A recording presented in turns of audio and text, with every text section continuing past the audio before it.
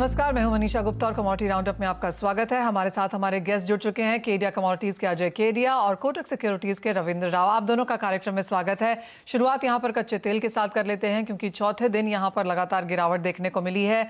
बाजार ओपेक और जो यूएस डिपार्टमेंट ऑफ जो एनर्जी है रादर, उनकी रिपोर्ट्स पर रिएक्ट कर रहा है और दोनों ने ही कहा है कि इस साल और अगले साल भी वो यहाँ पर मांग में कमी आता हुआ देखते हैं।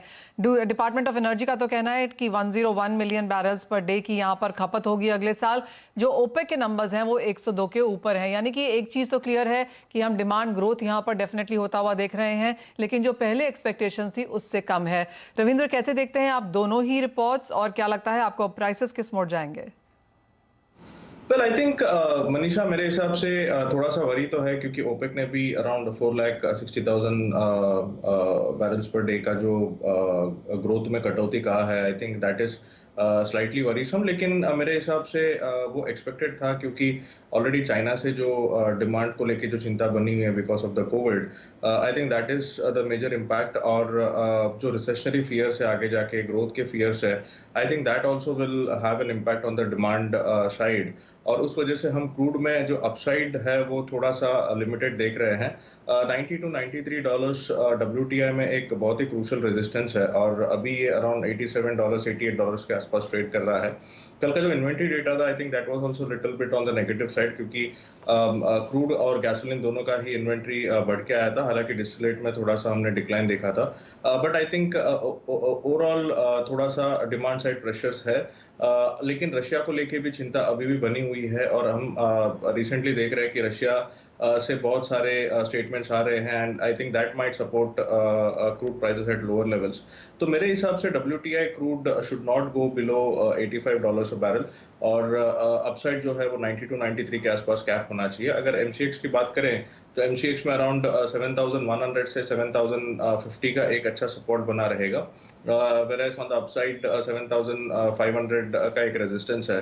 तो मुझे लगता है कि लोअर लेवल्स पे बाइंग फिर से रीएमर्ज हो सकती है, लेकिन अगर 6,900 के नीचे फिसल जाता है क्रूड तो मेरे हिसाब से फिर से एक बार थोड़ा सा डिक्लाइन आ सकता है इसमें, which will be below 85 dollars in WTI। तो मेरे हिसाब से जो फंडामेंटल्स है वो थोड़े अभी भी मिक्स्ड है। Geopolitical concerns are still there which will support prices at the lower levels, whereas demand को लेके जो चिंता है, I think that might limit the gains. तो मेरे हिसाब से 85 डॉलर से लेके 90 to 93 डॉलर का एक रेंज रहना चाहिए WTI क्रूड में। ऑलराइट, यानी कि 85 से 92 के बीच में यहाँ पर एक कच्चे तेल में रेंज बन सकती है। अजय, नेचुरल गैस के प्राइसेस को आप कैसे देखते हैं? क्योंकि यूरोप ने यहाँ पर 87% जो अपने स्टॉक्स हैं वो भर लिए हैं, लेकिन चिंता ये है कि विंटर्स में ये डिप्लीट हो जाएंगे और ये तेज़ी हम यहाँ पर शायद प्राइसेस में बरकरार देखेंगे। इस साल की अगर बात की जाए तो 135% की बढ़त यहाँ पर यूरोपियन गैस प्राइसेस में है। यहाँ से दो नियर टर्म में अब क्या करने की राय है? Very good morning Manisha ji. Definitely पूरे एनर्जी पैक की अगर बात करें तो पिछले 6 महीनों में हमने काफ़ी ज़्यादा मोमेंटम आते हुए देखा, जितना हमने लास्ट 5 साल में कभी नहीं देखा। जिस ढंग से खास करके यूरोप की सिचुएशन देखिए वो काफ़ी क्रिटिकल है, बिकॉज रिसेंटली पहले हमने देखा था कि जो स्टॉक पोजीशन है वो पूरी नहीं थी, बट जिस ढंग से हमने देखा कि अभी इन्वेंट्री को लेकर उतने कंसर्न्स नहीं है जितने हमने पहले आते हुए देखा था। लेकिन फिर भी विंटर ऑनसेट है सामने, मुझे एक्स्ट्राऑर्डिनरी कोई फ्री फॉल जैसी सिचुएशन लग नहीं रही है, because right now also power outages की वजह से हरिकेन यूएस में जो इम्पैक्ट किया है उसकी वजह से थोड़ी बहुत इनिशियली ड्रॉप हुई थी डिमांड में, बट आगे जाके विंटर्स को देखते हुए डिमांड कंटिन्यू रहेगी। तो इंटरनेशनल में अगर हम बात करें तो 6 डॉलर के नीचे प्राइसेस जाते हुए दिखाई नहीं दे रहे। नो डाउट कुछ हमने एजेंसीज पे अपडेट आते हुए देखा कि गैस से ऑयल की तरफ शिफ्ट हुआ है, जिसकी वजह से जो हमने अपथ्रस्ट जो बना हुआ था गैस में वो थोड़ा कूल डाउन हुआ है। तो वेदर कंडीशन आगे जाके काफी इंपॉर्टेंट रहेंगे, इन्वेंट्री लेवल्स काफी इंपॉर्टेंट रहेगी, बट मुझे लगता है कि डॉलर टर्म्स में अगर हम बात करें 6 डॉलर से 8 डॉलर का एक ब्रॉडर रेंज रहेगा। वहीं डोमेस्टिक मार्केट में 500 से लेकर 620 का जो दायरा, इसी दायरे में मार्केट ट्रेड करेगा, बट डाउन साइड काफी रेस्ट्रिक्टेड लग रहा है बिकॉज एनर्जी कॉम्प्लेक्स में अभी भी सप्लाई स्क्वीज, चाहे हम कच्चे तेल की बात करें, चाहे नेचुरल गैस की बात करें, चाहे कोल की बात करें, सभी जगह बना हुआ है। तो नेचुरल गैस में एज ऑफ नाउ कोई बड़ा फ्री फॉल जैसी सिचुएशन नहीं रहेगी। तो ये तो बात हुई एनर्जी की, जहां पर यही लगता है कि खरीदारी के मौके आप यहां पर अभी भी ढूंढ सकते हैं। Range bound to positive trends यहां पर आगे भी जारी रह सकते हैं। बात अब यहां पर मेटल्स की कर लेते हैं, क्योंकि यहां पर पिछले 24 घंटे में एक बहुत बड़ी उठापटक माफ कीजिए, हमने एल्यूमिनियम में आते हुए देखी है। रविंद्र, कैसे देखते हैं आप ओवरनाइट जो 7% तक एक बार चढ़ा, 5% की तेजी के साथ एल्यूमिनियम के भाव हमने बंद होते हुए देखे। आज ऑफ कोर्स एशियन मार्केट्स में फिर से यहाँ पर मुनाफा वसूली है, लेकिन जो यूएस की बातें की जा रही हैं कि वो शायद एल्यूमिनियम इंपोर्ट्स पे यहाँ पर रोक लगा सकते हैं। एल्यूमी ने भी यही कहा है कि जो नई डिलीवरीज है रशिया पे, उस पर सस्पेंशन की बात की जा रही है, तो उसका कुछ बहुत प्रीमियम तो हमने भावों में बढ़ता हुआ देखा है, लेकिन बहुत ठहरता नहीं है, बहुत कंसोलिडेट नहीं होता। बिल्कुल मनीषा, क्योंकि हमने देखा है कि ये जो फैक्टर्स है, I think these are short term factors जो सेंटिमेंटली जो मार्केट को एक साइड लेके जाता है। बट आई थिंक हमें ये वेट एंड वॉच करना पड़ेगा कि एग्जैक्ट एक्चुअली क्या होता है। Like already they have indicated कि वो रशिया के जो एल्यूमिनियम इंपोर्ट्स है उस पर बैन करेंगे। They have given 2-3 options which will result into a ban. लेकिन वो exactly कैसे होता है, क्या quantum होता है, I think that all we'll have to analyze and then उसका एक impact आ सकता है। But sentimentally थोड़ा सा पॉजिटिव जोन में आया है। आई थिंक एल्यूमिनियम और निकल दोनों ही इस न्यूज से थोड़े से सपोर्टेड रह सकते हैं। जिंक में हालांकि थोड़ा सा डिमांड कंसर्न्स की वजह से हम थोड़ा सा डाउनफॉल देख रहे हैं, बट एल्यूमिनियम में बिकॉज ऑफ दिस एल्यूमिनियम में मुझे लगता है कि 208 से लेके 214 तक के लेवल्स हम एमसीएक्स पे देख सकते हैं।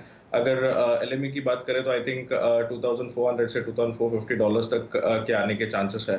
तो मेरे हिसाब से जब तक कि ये न्यूज़ है, I think it will be supported. Aluminium में अगर कोई भी डिप आता है towards 202 201, I think it's a good buying opportunity.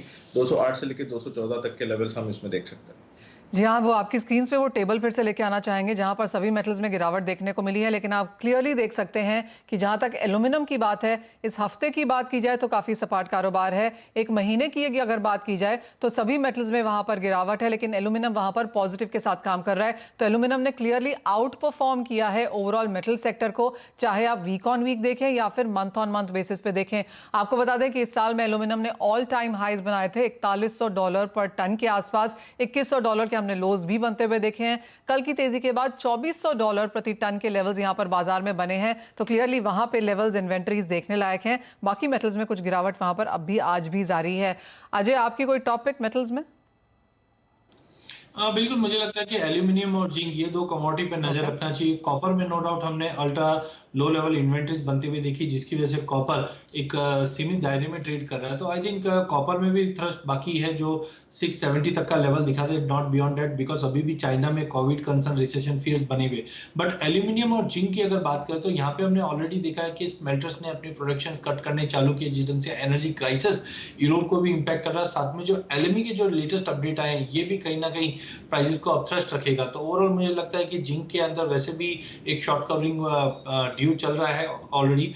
मुझे लगता है एक 285 तक के लेवल हम जिंक में देख पाएंगे। एल्यूमिनियम में मल्टीपल ऑफ टाइम 207 के लेवल टेस्ट किए हैं, बट सस्टेन नहीं कर पा रहे। आई थिंक 207 के ऊपर अगर प्राइसेस वीकली बेस पे क्लोज करता है तो 214 215 तक के भी लेवल दिख सकते हैं। तो आई थिंक पूरे बेस मेटल में कॉपर, जिंक एंड एल्यूमिनियम, ये तीन कमोडिटी, इन पे नजर रखिए। बट साइड बाय साइड जो रिसेशन फियर बने हुए या कुछ आउटकम जो आ रहे हैं उन पे भी नजर रखिए। बट अपसाइड अगर मिलता है तो कॉपर, जिंक, एल्यूमिनियम, ये तीन कमोडिटीज में मिलना चाहिए। Alright, point taken. और एक नज़र यहाँ पर सोने चांदी पर डाल लेते हैं, जहाँ पर कुछ मुनाफा वसूली इस हफ्ते हमने एवरीडे आते हुए देखी है।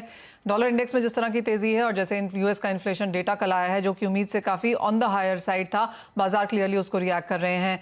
रविंद्र, अब आज यहाँ पर यूएस इन्फ्लेशन है, कल चीन के इन्फ्लेशन और ट्रेड डेटा भी हैं, तो अगले 24 घंटे में क्या एक्सपेक्टेशन है, सोना चांदी क्या कर सकता है? इन्फ्लेशन एक्सपेक्टेशन तो थोड़ा लोअर है, लेकिन अगर जैसे पीपीआई ने सरप्राइज किया, वैसे अगर सीपीआई का डेटा भी बढ़ के आता है तो I think that might be slightly negative for Boolean prices.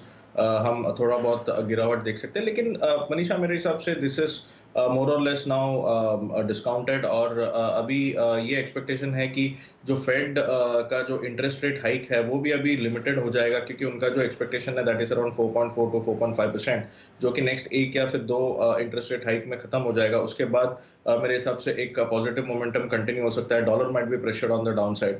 तो मेरे हिसाब से अगर नीचे जाता भी है तो मुझे एकदम मेजर फॉल तो नहीं लग रहा है। हो सकता है कि फिर से एक बार 1660 1655 तक आ सकता है अगर इन्फ्लेशन डेटा पॉजिटिव आता है तो।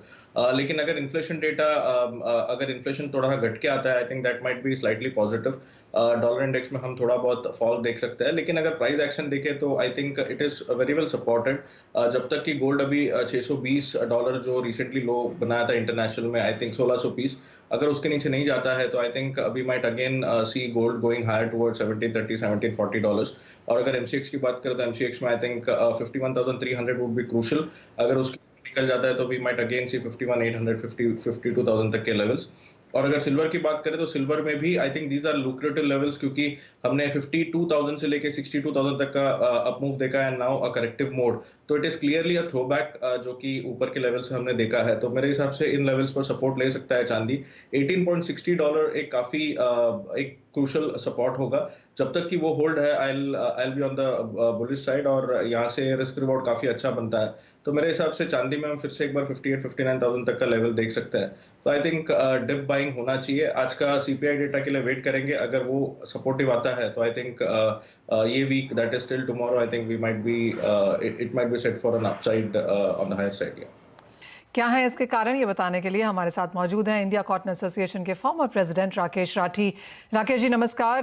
कॉटन में अंतर्राष्ट्रीय बाजारों में तो गिरावट है ही, क्योंकि वर्ल्ड बैंक आईएमएफ की तरफ से लोअर ग्लोबल ग्रोथ की बात की जा रही है, रिसेशन के फियर्स बाजार में ज़्यादा हैं, फसल ठीक ठाक यहाँ पर नजर आती है। भारतीय बाजारों में हमने एक बढ़त आते हुए देखी थी, क्योंकि अक्टूबर की बारिश के चलते माना जा रहा था कि कॉटन की खड़ी फसल पे यहाँ पर कुछ नुकसान हो सकता है, लेकिन वो तेजी बहुत दिन तक चली नहीं और पिछले 3 दिन में 7% की गिरावट फिर से कॉटन में दर्ज हुई है। कैसे देखते हैं आप भावों की ये उठापटक? मैडम क्या है कि जो इन दिनों में जो भाव बढ़े थे, बरसात होने की वजह से अराइवल का लेट होना और शॉर्ट स्क्वीज हो जाना अराइवल का, इस वक्त स्पिनर एक्सपेक्ट कर रहे थे 50-55 हजार गांठ के ऊपर 60,000 तक गांठों की अराइवल हो जाएगी, जिसमें कंफर्टेबली हर एक को माल मिल जाएगा। परंतु बरसातों के चलते हुए, लेट पिकिंग के चलते हुए ये अराइवल उस मुकाम तक पहुंची नहीं, जिसकी वजह से हाजिर में बाजार तेज हो गए। और क्योंकि फंडामेंटल स्ट्रांग नहीं है, यान की डिमांड बढ़िया नहीं है, यान में स्पिनर को पैरिटी नहीं है, तो ये सस्टेनेबल थे। It was more like vegetable economics, vegetable market economics. जब सब्जी नहीं थी तो सब्जी तेज हो गई, जब सब्जी आ गई तो सब्जी सस्ती हो गई। मैं तो इस तरह से देखता हूँ। अभी भी फंडामेंटल बहुत स्ट्रांग नहीं है। हाँ, ये जरूर है भी अब हम कंपैरेटिवली आज से 2-3 महीने पहले जो इंडियन स्पिनर की पोजीशन थी, उसके मुकाबले Indian spinner is now better place in term of his competitiveness in the world market. तो ग्रेजुअली जैसे भी यान की डिमांड इंटरनेशनल बाजार से आएगी, we can see stability in the cotton prices. जी, स्टेबिलिटी आने तक आपको कितना लगता है, कितना समय लग जाएगा? पीक अराइवल कब तक आ जाएगी और कहां तक देखते हैं आप भावों में सपोर्ट? देखिए, पीक अराइवल तो दिवाली के बाद ही आती लगती है, क्योंकि गुजरात से भी ठीक हो गई, बट इन दिनों में जो महाराष्ट्र में और कर्नाटका में बरसात चली है, उसके चलते हुए पीकिंग लेट होगी, मैच्योरिटी लेट होगी। तो पीक अराइवल्स जो हैं वो तो दिवाली के पोस्ट दिवाली देख सकते हैं। और जहां तक सवाल है भावों का, भाव उतने दिन तक स्टेबल नहीं रहेंगे या फॉर्म नहीं रहेंगे या सपोर्टेड नहीं रहेंगे जब तक इंटरनेशनल कॉटन यान की डिमांड्स हमारे यहाँ सफिशिएंट नहीं हो जाती, जो कि existing utilization of spinning capacity है, जो कि 50-55% पे चल रही है, उसके अंदर जब तक इंक्रीमेंटल ग्रोथ नहीं देखते हम, ये 50 से 60-70 जैसे जैसे ये बढ़ेगी, वैसे वैसे यान कॉटन प्राइसेस में हम स्टेबिलिटी और फॉर्मनेस देख सकते हैं। जब तक ये सिचुएशन नहीं आती तो प्राइसेस जो है वो हम हमेशा प्रेशर में रहेंगे।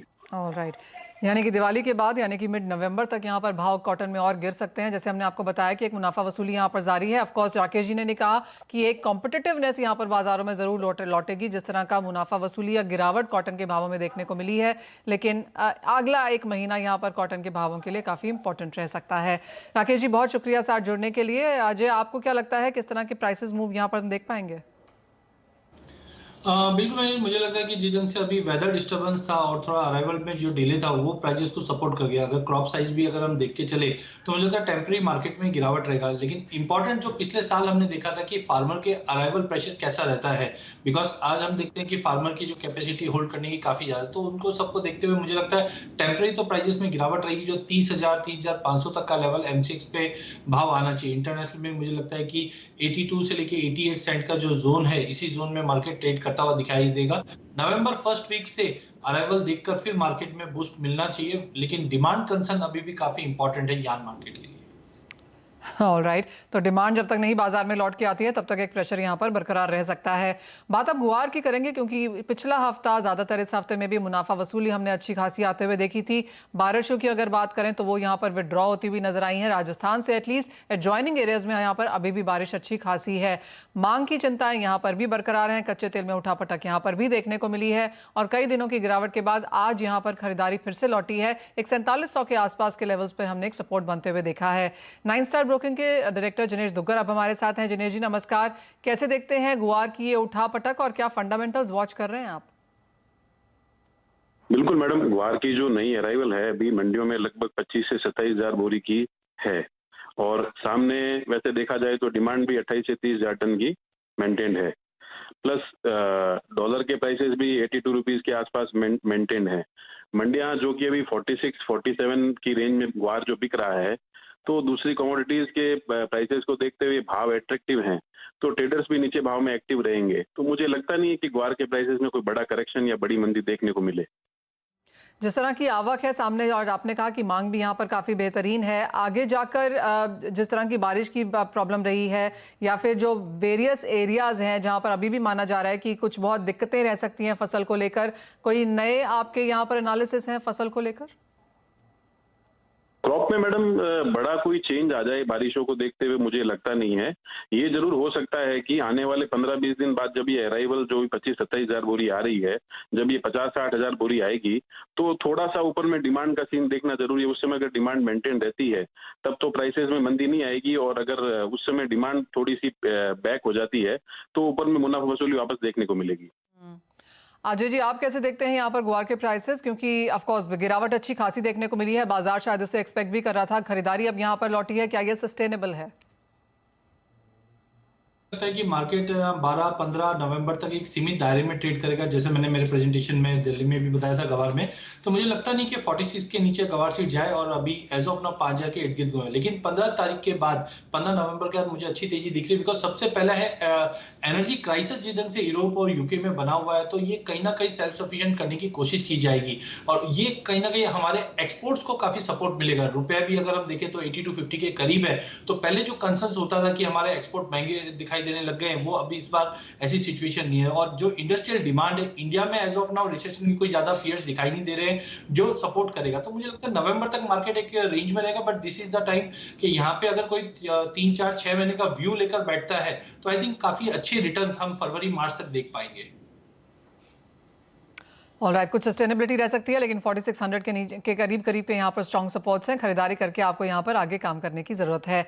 बहुत शुक्रिया जिनेश जी, अजय जी आपका भी साथ जुड़ने के लिए, तमाम कमोडिटीज पर राय भी देने के लिए। इसी के साथ ये शो समाप्त करने का समय भी है, लेकिन आप बने रहिए हमारे साथ CNBC आवाज पर। ब्रेक के बाद जब लौटेंगे तो पूरा फोकस यहाँ पर डालेंगे इक्विटी मार्केट्स की तरफ।